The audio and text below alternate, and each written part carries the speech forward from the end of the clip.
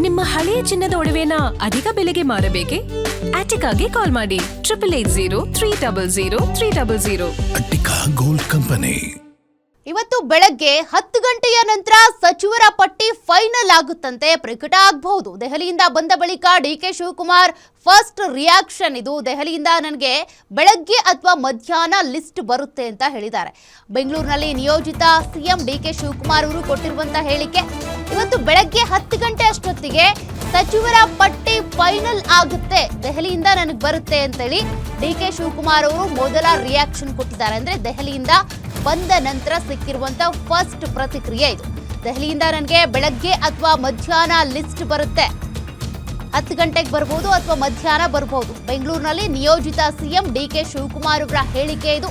ಹಾಗಾಗಿ ಇನ್ನೂ ಕೂಡ ಲಿಸ್ಟ್ ಡಿಕೆ ಶಿವಕುಮಾರ್ ಅವರ ಕೈ ಸೇರಿಲ್ಲ. ಹಾಗಾದ್ರೆ 10 ಗಂಟೆ ಅಷ್ಟೊತ್ತಿಗೆ ಸಿಗ್ಬಹುದು, ಇಲ್ಲ ಮಧ್ಯಾಹ್ನ ಸಿಗಬಹುದು.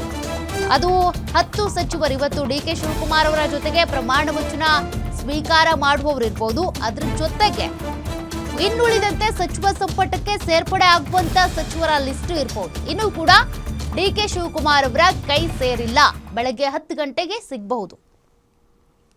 ಮಾಧ್ಯಮದಲ್ಲಿ ಏನು ಅದೆಲ್ಲ ಅಧಿಕೃತ ಅಲ್ಲ.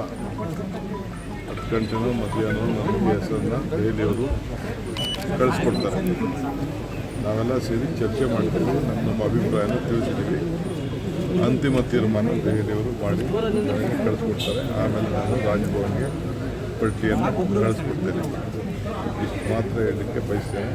ಸಾಯಂಕಾಲ ನಮ್ಮ ಕಾಂಗ್ರೆಸ್ ಭವನದ ಒಂದು ಭೂಮಿ ಪೂಜೆ ಇತ್ತು, ಅದು ಇನ್ನೊಂದು ಪ್ರತ್ಯೇಕ ಒಂದು ದಿನ ಮಾಡೋಣ ಅಂಥೇಳಿ ತೀರ್ಮಾನ ಆಗಿದೆ. ಸೊ ಯಾರಿಗೆ ಆ ಇನ್ವಿಟೇಷನ್ ಕಳಿಸಿದ್ದೀನಿ ಅವರೆಲ್ಲ ಇನ್ ಟೈಮಲ್ಲಿ 2 ಗಂಟೆ ಒಳಗೆ ನಮ್ಮ ಬ್ಲಾಕ್ ಅಧ್ಯಕ್ಷರು, ಪದಾಧಿಕಾರಿಗಳು, ಜಿಲ್ಲಾಧ್ಯಕ್ಷರು ಮತ್ತು ಯಾರಿಗೆ ಇನ್ವಿಟೇಷನ್ ಹೋಗಿರೋ ಗ್ಯಾರಂಟಿ ಸಮಿತಿಯವರು ಅವರೆಲ್ಲ ಕೂಡ ಭಾರತ್ ಜೋಡೋ ಭವನಲ್ಲಿ ಇದ್ದರೆ ನಾನು ಕ್ಯಾಬಿನೆಟ್ ಮುಗಿಸಿ ಪ್ರಮಾಣ ವಚನ ಆದಮೇಲೆ